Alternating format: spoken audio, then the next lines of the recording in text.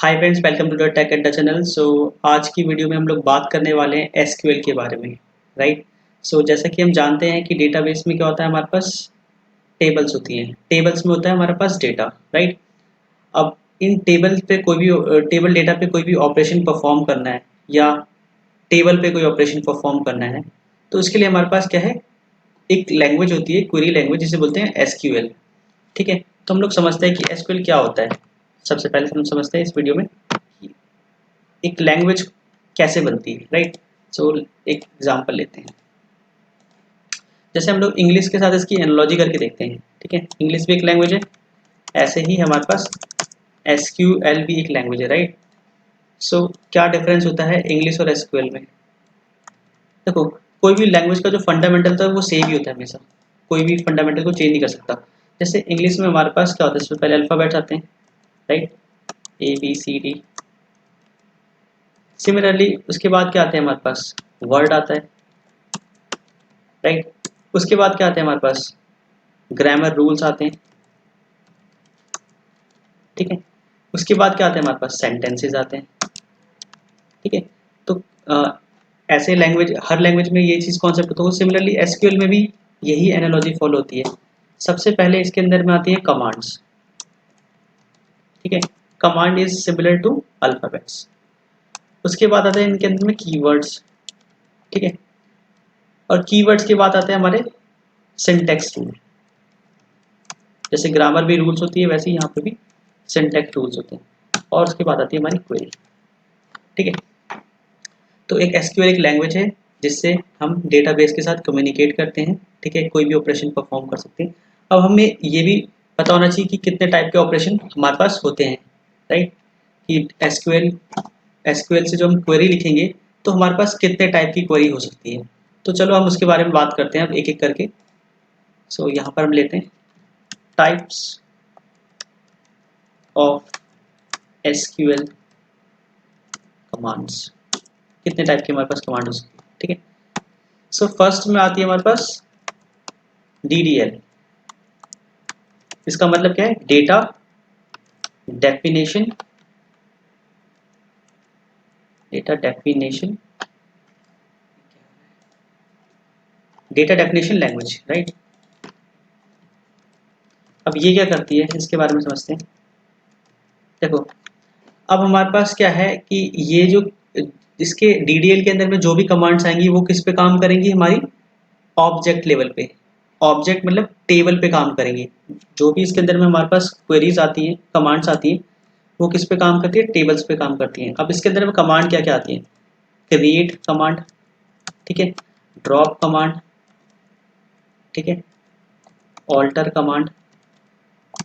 Truncate command. Right. And then rename command. अब मैं इसको आपको समझाता हूँ एक एक करके। राइट। सो जैसे कि अब मान लो हमारे पास डेटाबेस के अंदर में हमारे पास टेबल्स होती है। राइट। ऐसे ही हमारे पास अदर ऑब्जेक्ट भी होते हैं। इन टेबल को भी हम ऑब्जेक्ट बोलते हैं। ऐसे काफ़ी सारी चीज़ होती है, जैसे व्यूज हो गया, आपका इंडेक्सेस हो गया। ये सब मैं इसलिए बात नहीं कर रहा हूँ क्योंकि हम आने वाली वीडियोस में इनके ऊपर डेडिकेटेड वीडियो बनाएंगे। राइट। सो अब हम एक टेबल को क्रिएट कैसे कर सकते हैं? With the help of DDL command. एक टेबल को डिलीट कैसे कर सकते हैं? With the help of DDL command. एक टेबल में चेंजेस करने, टेबल के स्ट्रक्चर में चेंज करना है, मतलब कि कॉलम्स को ऐड करना है, कॉलम्स को रिमूव करना है, कॉलम को चेंज करना है, तो उसके लिए भी हम लोग DDL कमांड यूज करेंगे। ट्रंकेट कमांड मतलब डिलीट करना है टेम्परेरी, मतलब डिलीशन ऑपरेशन था, इसके बारे में बात करेंगे। एक टेबल का रीनेम करना है। सो बेसिकली DDL कमांड क्या करती है? टेबल के स्ट्रक्चर पे काम करती है। ठीक है, मतलब टेबल पे कोई भी ऑपरेशन करना है, क्रिएट करना, डिलीट करना, ऑल्टर करना या रीनेमिंग करना। तो ये सारी कमांड किसे बोलते हैं? ये सारी कमांड कैटेगरी होती है DDL के अंदर आती है। सेकेंड टाइप की कमांड होती है हमारे पास DML कमांड। ठीक है। DML इसका मतलब है डेटा मैनिपुलेशन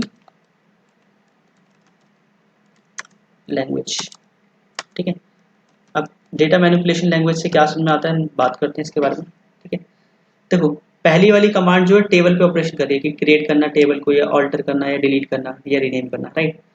अब जो DML कमांड्स होती है हमारे पास, वो क्या करती है? वो हमारे डेटा पे काम करती है। राइट। जैसे एग्जांपल लिए, टेबल में डेटा को इंसर्ट करना।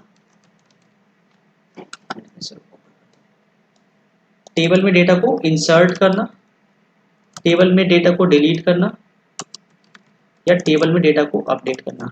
ठीक है, अभी थोड़ा सा ऐसे समझ के चलो कि ये भी थ्योरेटिकल चल रहा है। जब अभी नेक्स्ट वीडियो में मैं आपके लिए माईसीक्वल को इंस्टॉल करके बताऊंगा कि किस तरीके से माईसीक्वल को इंस्टॉल करना है।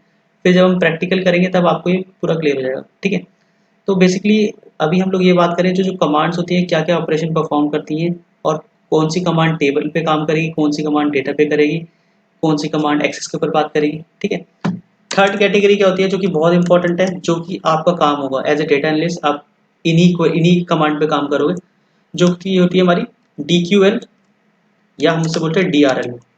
इसका मतलब है डेटा क्वेरी लैंग्वेज, ठीक है, या डेटा रिट्रीवल लैंग्वेज। ठीक है, डेटा रिट्रीवल लैंग्वेज।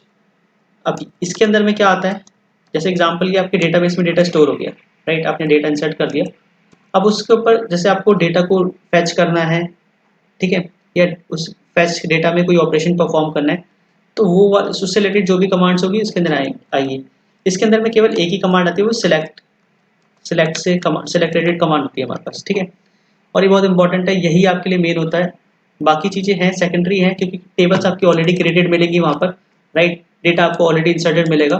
बट आपको क्या करना होगा, उस डेटा को फैच करके उस पर ऑपरेशन परफॉर्म करना है, वो है आपके लिए मेन काम। तो ये DRL ये बोले या DQL बोले, ये बहुत इंपॉर्टेंट है। ठीक है, फोर्थ कैटेगरी होती है हमारे पास TCL। TCL मतलब ट्रांजेक्शन कंट्रोल लैंग्वेज, राइट। तो TCL कमांड क्या होती है हमारे पास, इसमें हमारे पास 3 कमांड आती है। पहले इसका फुल फॉर्म क्या है, ट्रांजेक्शन कंट्रोल लैंग्वेज। ठीक है, अब TCL में क्या होता है हमारे पास, इसमें हमारे पास 3 कमांड आती है। ठीक है, TCL में हमारे पास कौन सी आती है, कमिट, सेव पॉइंट, ठीक है, एंड रोल बैक। अभी बिल्कुल थ्योरेटिकल चीज़ है, मैं मान के चल सकता हूँ कि अभी आपको थोड़ा लगेगा कि भाई क्या बोर कर रहा है, बट जब ये हम प्रैक्टिकल करेंगे ना तो आपको बिल्कुल क्लियर हो जाएगी। बट ये है कुछ टर्म्स है जो हमें याद रखने चाहिए, मतलब हमें पता होना चाहिए, याद भी नहीं करने, क्योंकि हम इन पे काम करेंगे तो ऑटोमेटिकली याद हो जाएगा। अब कमिट क्या करता है, जैसे एग्जाम्पल लिए आपने कोई क्वेरी लिखी, ठीक है, उस क्वेरी का परमानेंट इफेक्ट पड़े टेबल पे, मतलब हम उसमें चेंजेस ना कर पाए अगर हमने उसके बाद कमिट लगा दिया तो कमिट का काम क्या है, जो भी हमने क्वेरी लिखी है उसे परमानेंट कर देना, राइट। रोल बैक का मतलब क्या है, जैसे एग्जांपल लिए हमने एक क्वेरी लिखी, जैसे एग्जांपल सिंपल से एग्जांपल लेते, एक एटीएम में गए आप, ठीक है, एटीएम में गए, आपने ट्रांजेक्शन करनी है आपको, मतलब कोई पैसे निकालने, बाई चांस आधे प्रोसेस में ही आपकी लाइट चले गई, तो ऐसा उस केस में क्या होता है, हमारे पैसे नहीं निकलते और हमारे अकाउंट में जो भी रिफंड हो जाता है, तो मतलब रोल बैक हो जाता है। अगर कोई भी क्वेरी हमारी आधी एग्जीक्यूट हुई है, ठीक है, तो हम उसको रोल बैक करते हैं हमेशा, किसी रीजन से हमारी कंप्लीट नहीं हुई तो उस केस में हम उसे रोल बैक करते हैं। ठीक है, और कोई मान लो क्वेरी हमारी पूरी एग्जीक्यूट हो गई तो उसे हम कमिट करते हैं। ठीक है, अब बात आती है रोल बैक किस लेवल तक करना है, तो वो डिसाइड करता है सेव पॉइंट, मतलब हमारे पास किस पॉइंट तक इसे रोल बैक करना है। जैसे एग्जाम्पल लिए आप गए एटीएम में, आपने 10 बार ट्रांजेक्शन करी है, राइट, और 11वीं बार जब आप करने गए तो 11वीं बार में लाइट चली गया, ठीक है, आधे ट्रांजेक्शन के बीच में, तो ये रोल बैक कहाँ तक करेगा, 10वें पॉइंट तक करेगा, 10वें ट्रांजेक्शन तक, मतलब जो आपका जो बैलेंस होगा 10वें ट्रांजेक्शन तक का ही दिखाएगा, क्योंकि 11वीं तो हो ही नहीं पाई। तो उस पॉइंट को बोलते हैं हम लोग सेव पॉइंट। ठीक है, सेव पॉइंट लगा देंगे तो वो बता देंगे इतने पॉइंट तक ही रोल बैक करना है। कमिट मतलब आपने पैसे निकालने गए, आपके पैसे पूरे निकल गए, तो वो आपका ऑपरेशन कंप्लीट हो गया तो आप उसे परमानेंट कर दिए। ठीक है, लास्ट हमारे पास लैंग्वेज होती है, लास्ट हमारी कैटेगरी होती है DCL। ओके, सो हम लोग लिखते हैं DCL, और सबसे इंपॉर्टेंट आपको मैं पहले ही बताता हूँ, इसमें से आपके लिए सबसे इंपॉर्टेंट जो होने वाला है, सबसे इंपॉर्टेंट होने वाला है आपका DRL या DQL। सो ये हमारा नीचे नहीं जाना चाह रहा है। सो लास्ट कैटेगरी है हमारे पास, ठीक है, इसमें नहीं हो पा रहा है, चलो यहाँ पे लिख देता हूँ मैं। फिफ्थ कैटेगरी है हमारे पास डेटा कंट्रोल लैंग्वेज, DCL बोलते हैं हम लोग, ठीक है, DCL commands, data control language. ठीक है, ये पूरा एक टॉप, मतलब ये आपके मतलब एक तरीके से टेबल ऑफ कंटेंट होता है ना, तो ये वही चीज़ है, यही चीज़ को हम पूरा पढ़ेंगे तो यही हमारी SQL क्वेरी बन जाएगा। SQL जो पूरा है ना कोर्स होता है वो पूरा कोर्स बन जाएगा। तो जैसे अभी हम ओवरव्यू ले रहे हैं कितने टाइप के कमांड हो सकते हैं हमारे पास, राइट। तो इसके अंदर में क्या आता है, दो कमांड आती है, ग्रांट और रिमूव। ठीक है, ये बेसिकली परमिशन से रिलेटेड कमांड होती है। जैसे एग्जांपल को कोई परमिशन देनी है या यूजर हमने क्रिएट करा उसको कुछ एक्सेस देना है, तो उससे रिलेटेड जो कमांड होती है वो होती है DCL के अंदर में। तो ये बेसिकली हमारा काम नहीं होता है, जो हमारा डेटाबेस के ना एडमिन्स होते हैं, डेटाबेस के एडमिन लोग इन क्वेरी को यूज़ करते हैं, तो इसमें हमारा बिल्कुल भी लेन देना नहीं है। तो अगर हम बात करें कि मेन कमांड्स कौन सी है हमारे लिए, एक बार को हमारे लिए हो सकता है DML कमांड हो जाए हमारे लिए, ठीक है, DQL हो जाए और DDL हो जाए। इन तीन के अलावा मोस्टली हमारे कमांड्स यूज़ नहीं होंगी, ठीक है। और एज ए डेटा एनालिस्ट आप DQL या DRL जो थर्ड नंबर वाली वही यूज़ करोगे। सो अभी हमने पता लगा लिया कि कितने टाइप्स की कमांड्स होती हैं, राइट। अब आते हैं मेन मुद्दे की बात पे। देखो अब है ना, हम ऐसे पॉइंट के बारे में बात करेंगे जो आपके दिमाग में बहुत टाइम से पहले क्वेश्चन चल रहे होंगे कि कैसे होता है, ठीक है। जैसे एग्जांपल लिए, अब हमारे को पता है कि डेटाबेस जो है डेटा किस फॉर्मेट में स्टोर करता है, टेबल की फॉर्म में, ठीक है। जो भी हमारे डेटाबेस होंगे, डेटाबेस क्या करता है, डेटा को किस फॉर्म में स्टोर करेगा, टेबल की फॉर्म में। इतना हमें पता है। अब बात आती है कि हमें कैसे पता लगेगा कि कौन सी टेबल क्रिएट करनी है, क्या क्या कॉलम्स रखने हैं, ठीक है, और किस टाइप का डेटा टाइप होगा आएगा उसमें। ये क्वेश्चन हमारे दिमाग में आना चाहिए अगर हम पढ़ रहे हैं ऐसे तो, ठीक है। और ये मेरे दिमाग में जब मैंने फर्स्ट टाइम पढ़ा था तो मेरे दिमाग में भी आता, चलो ठीक है बता दिए टेबल बन जाती है, बट कैसे होता है ये चीज़ हमें कैसे पता लगेगा। तो इसके लिए ना हमारे पास एक टर्म होता है डेटा मॉडलिंग, ठीक है। डेटा मॉडलिंग क्या होता है इसको समझते हैं। देखो डेटा मॉडलिंग क्या होता है, हमारा graphical representation of database object, ठीक है। ऑब्जेक्ट बोलने का मतलब मेरा, आप हमेशा टेबल समझो अभी जब तक हम टेबल की बात कर रहे हैं, ठीक है। Graphical representation of table object. अब टेबल ऑब्जेक्ट क्या होता है आप समझते हैं इसे। देखो डेटा मॉडलिंग में हम लोग ये बात करते हैं कि हमारे टेबल्स कितनी कौन सी क्रिएट होंगी, ठीक है, क्या नाम होगा टेबल्स का, टेबल्स के कॉलम कितने होंगे, किस टेबल में कितने कॉलम होंगे, और उन कॉलम का डेटा टाइप क्या होगा, राइट। तो हमारा डेटा मॉडलिंग के थ्रू हम लोग ये समझ पाते हैं, ठीक है। अब हमने लिखा है यहाँ पे graphical representation of database object, कैसे रिप्रेजेंट करते हैं ग्राफिकली वो मैं बताता हूँ आपको, ठीक है। मैंने तो देखो जब हम डेटा मॉडलिंग की बात करते हैं तो हमें ना हमारे पास तीन टर्म आती है, एक होता है एंटिटी, ठीक है, एक होता है हमारा रिलेशन, ठीक है, और एक होता है हमारा एंटिटी रिलेशन, ठीक है। एंटिटी का मतलब क्या है आपका, टेबल नेम, ठीक है। और एंटिटी के बाद होता है एक वर्ड होता है ऑब्जेक्ट, मैं वही बोल रहा कुछ मिसिंग हो रहा है। ऑब्जेक्ट क्या होते हैं हमारे कॉलम्स, ठीक है, और तीसरा रिलेशन है, ठीक है। जब भी हम डेटा मॉडलिंग की बात करते हैं तो हमारे पास ये तीन टर्म्स आएंगी, एंटिटी, ऑब्जेक्ट और रिलेशन, ठीक है। बहुत थ्योरेटिकल हो रहा है बट आने वाले टाइम में सही हो जाएगा, ठीक है। अब जब हम एंटिटी की बात करते हैं, कोई भी एंटिटी को रेक्टेंगल फॉर्म में रिप्रेजेंट करते हैं, ठीक है, मतलब कोई भी टेबल को रेक्टेंगल फॉर्म में रिप्रेजेंट करते हैं, और कोई भी कॉलम को हम एक्लिप्स की फॉर्म में रिप्रेजेंट करते हैं, ठीक है। इतने गंदे गंदे वर्ड्स हम बोल रहे हैं तो थोड़ा सा लगेगा कि हाँ भाई थोड़ा कॉम्प्लिकेटेड हो, बट ऐसा कुछ भी नहीं है इसमें। और रिलेशन को हम रोम्बस से बनाते हैं। मैं आपको एक एग्जांपल बताऊंगा ना तो इससे ही आपको बिल्कुल क्लियर हो जाएगा कि थ्योरी जो इतने गंदे गंदे वर्ड्स यूज करें वो हमारे अच्छे लगने लगेंगे, ठीक है। बस आपको याद रखना टेबल को हम रेक्टेंगल से रिप्रेजेंट करते हैं, कॉलम्स को एक्लिप्स से रिप्रेजेंट करते हैं, और रोम्बस को, रिलेशन को रोम्बस से। अब जैसे एग्जांपल की बात करते हैं, और मान लो आप किसी कंपनी में काम कर रहे हो, ठीक है, तो या किसी बिजनेस की बात करते हैं, ठीक है। तो कोई भी कंपनी में क्या चीज़ होती है हमारे पास, सबसे पहले बात कर लेते हैं हम लोग। एक कंपनी में अगर हम बात करते हैं तो क्या क्या चीज़ हो सकती है। सबसे पहले कंपनी होगी, ठीक है। कंपनी के अंदर में कौन कौन सी टेबल हो सकती है, एम्प्लॉय टेबल हो सकती है जो कि एम्प्लॉय का डेटा स्टोर करेगी, ठीक है। एक डिपार्टमेंट टेबल हो सकती है जो डिपार्टमेंट का डेटा स्टोर करेगी। एक मान लो अगर हमारी अमेजोन जैसी कंपनी है तो उसमें प्रोडक्ट प्रोडक्ट की टेबल होगी जिसमें प्रोडक्ट्स लिस्टेड होंगे सारे, ठीक है। सो अभी मोटा मोटी हम तीन तीन तीन टेबल पकड़ लेते हैं। अगर मान लो हमारा अमेजोन टाइप का एक कोई बिजनेस है, राइट, ठीक है। तो हमने माना कि तीन तीन टेबल मान मान ली कि हमारे पास है हम, हमारे पास हो सकती बहुत है, बट फॉर द टाइमिंग हम ईज ऑफ अंडरस्टैंडिंग के लिए हम 3 ही मान के चलते हैं, ठीक है। अब क्या होगा, अब एम्प्लॉय टेबल में क्या क्या कॉलम्स हो सकते हैं, ठीक है, हम उसको रिप्रेजेंट करेंगे डेटा मॉडल के थ्रू, ठीक है। तो हम बात करते हैं शेप की। मैंने बताया क्या रेक्टेंगल क्या, और रेक्टेंगल क्या रिप्रेजेंट करता है कि रेक्टेंगल रिप्रेजेंट करता है हमारा किसी भी टेबल का नाम, मतलब रेक्टेंगल में हम टेबल को रिप्रेजेंट करते हैं, राइट। इसके अंदर में क्या होगा, यहाँ ये जैसे एग्जाम्पल, ये हमारी एक टेबल है एम्प्लॉय, इसमें क्यों नहीं आ रहा है, ठीक है। चलो कोई नहीं, मैंने ना इसके लिए इमेज डाउनलोड ऑलरेडी कर रखी है, आप लोग को उसमें बता दूँ। जैसे कि ये मैंने आपके लिए रखा हुआ है, जैसे ये हमारा एक इतने वाले पोर्शन पे फोकस करना, EMPS वाले पे। EMPS मतलब एम्प्लॉय नाम की टेबल है, उसके अंदर में जो जो कॉलम है उसे हम एक्लिप्स से रिप्रेजेंट करते हैं, राइट।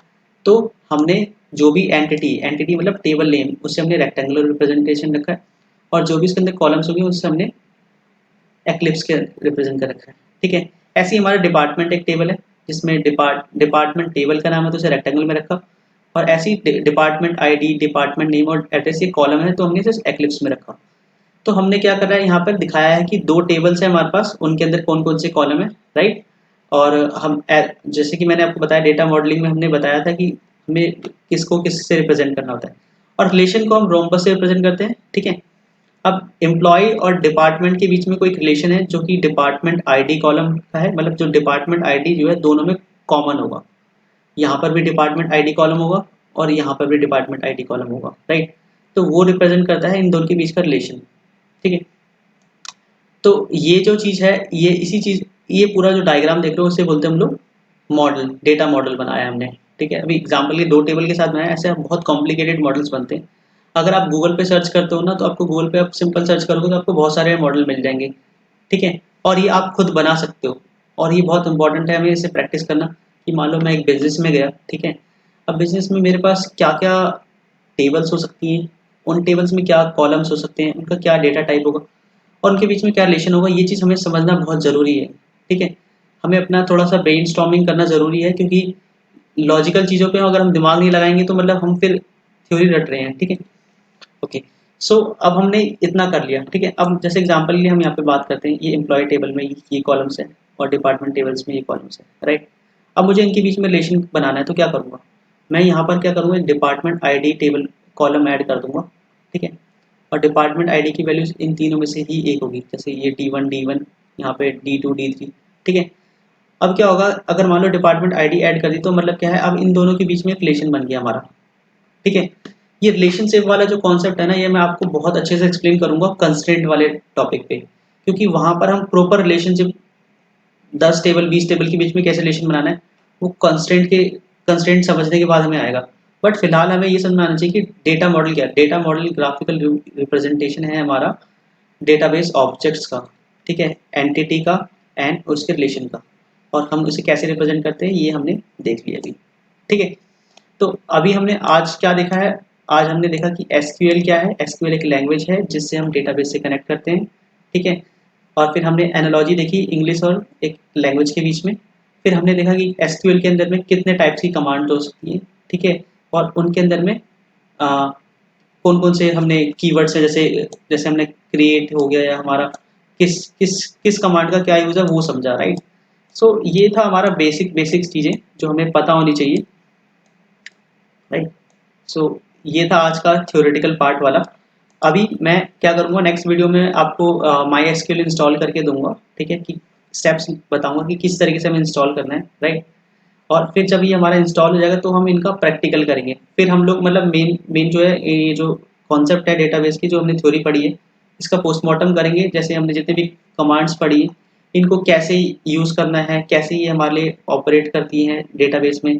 और मान लो आप किसी कंपनी में काम करो तो कैसे डेटा को रिट्रीव करोगे, कैसे इसे कनेक्ट करोगे, ये चीज़ हम नेक्स्ट वीडियो में समझेंगे। सो इस वीडियो के लिए हम लोग अभी इतना ही रखते हैं, ठीक है। बाकी हम लोग मिलेंगे नेक्स्ट वीडियो में। So thank you for watching and see you in the next video.